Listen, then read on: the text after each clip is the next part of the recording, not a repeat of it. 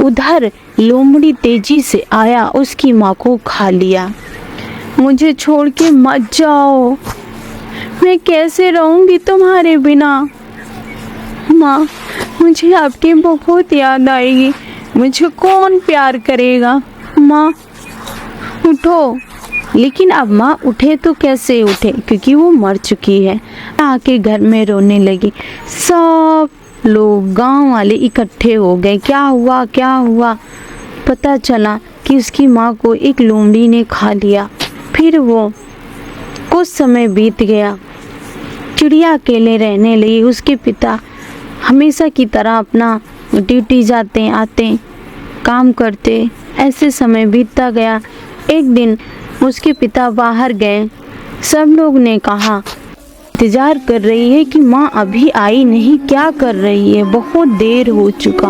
वो इंतजार करती रही। फिर उसके पिताजी आए। बेटा क्या हुआ, अभी घर नहीं गई? पिताजी यहीं पे रुकिए, माँ बोल के गई हैं कि वो भुट्टा लेने गई हैं, अभी आती होंगी, हम लोग यहीं पे इंतजार करेंगे। अच्छा, यह बात सुनकर उसके पिता भी वहीं पे इंतजार करने लगे। उनके पिता ने बोला, इतनी देर हो गई अभी तक ले वो आई नहीं, भुट्टा ही तोड़ने गई है, कुछ और लेने गई है? नहीं पिताजी, मम्मी मुझे भी मना कर रही थी कि बेटा भुट्टा तोड़ने मत जाओ, मैंने ही जबरदस्ती किया, इसीलिए मेरी माँ चली गई भुट्टा तोड़ने। उन्होंने बोला बेटा तुम यहीं रुको, मैं के पिता बोलते हैं चलो चलते हैं, हम लोग भी देखते हैं आखिर वो कर क्या रही है। की माँ को देखा जब खेत में वो मरी पड़ी हुई है तो चिड़िया खूब जोर से चिल्लाने लगी, माँ। अब उसका पिता अपनी बेटी का हाथ पकड़ा और कहा चलो, जो होना था वो हो गया। शुरू से अपनी मनमानी कर रही थी, आज वही भुगत ली। उसके पिता यही कहते। तब तीनों सखियां बोलती हैं, बहन बताइए क्या हम लोग आपकी मदद कर सकते हैं? जिस लायक हम लोग हैं जरूर खड़े होंगे। रीमा के हस्बैंड पुलिस थे, उनके पास पैसों की कमी नहीं थी और उनके 2 बच्चे भी थे। बहुत खुश परिवार था, इसीलिए रीमा ने रीना से बोला कि कल अपने हस्बैंड को भेज देना, मैं उनको नौकरी ज़रूर दिला दूंगी, क्योंकि प्राइवेट में कहीं ना कहीं जगह खाली होगी। मैं हस्बैंड से बोलूँगी कि तुम्हारे हस्बैंड को कुछ पैसे भी दे दे और नौकरी जल्द से जल्द दिला दें, जिससे वह सारी, क्योंकि मेरे हस्बैंड से मिलने जब आएंगे तो सवारी से आएंगे, उनके पास कुछ पैसे होना ज़रूरी है। और मैं यह बोलूँगी कि मेरी फ्रेंड बहुत परेशान है, उनके हस्बैंड को जल्द से जल्द जॉब दिला दीजिए। पूनम बहन बोली, बहन कल मैं बहुत सारी सब्जियां, फल और कुछ अनाज लेकर आऊंगी।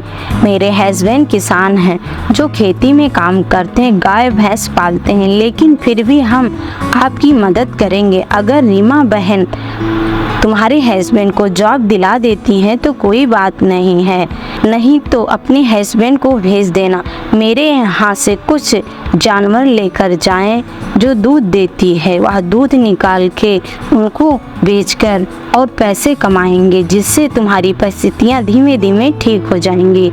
और क्या बताऊं बहन, इससे ज़्यादा मैं कुछ नहीं कर सकती, क्योंकि मेरे हस्बैंड तो किसान हैं। रीमा बहन बोली, बहन अगर तीनों मेरे लिए इतना परेशान है तो शायद भगवान जी का कृपा ही है आज मैंने अपनी मन की बात आप लोगों को बताया। बहन मैं अपने हस्बैंड को बोलूँगी कि आप तीनों के हस्बैंड से मिलकर। रीमा बहन बोलती हैं, बहन अभी तो मुझे एक ही चीज़ समझ में आ रही है कि हमें पहले कुल देवी के पास चलना चाहिए, जो सबसे बड़ी सहेली हैं उन्हें पूजा करना चाहिए। हम लोग एक दिन यह बात कर रहे थे जो मुझे याद है। तीनों सहेली बोली, ठीक है जल्द ही चलते हैं। कहो तो चलो कल ही चलते हैं। हाँ, कुछ समय बीत गया। चारों सहेली माँ दुर्गा के मंदिर जाकर उन लोगों की पूजा।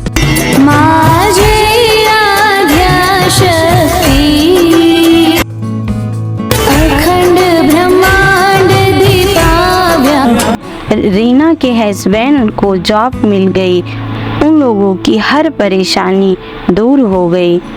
धीमे धीमे रीना भी बहुत पैसे वाली हो गई। तब चारों सखी एक जैसी हो गई। कहा गया है कि जैसी संगत वैसी बरकत, फिर क्या कहना है। चारों सखी खूब शॉपिंग करने लगी, खूब एंजॉय करने लगी। हमें इस कहानी से यह सीख मिलती है कि अगर अच्छे लोग के साथ आप हैं तो अच्छा सुझाव मिलेगा, अच्छा मदद मिलेगा और अच्छी रास्ते मिलेंगे। अगर बुरे की संगत है तो बुरे ही रह जाएंगे। इसीलिए कुछ भी करने से पहले, एक बार फैसला लेने से पहले हमें ज़रूर सोचना चाहिए क्या सही है और क्या गलत। अगर आपको यह वीडियो अच्छी लगी हो तो लाइक सब्सक्राइब ज़रूर कीजिएगा। धन्यवाद।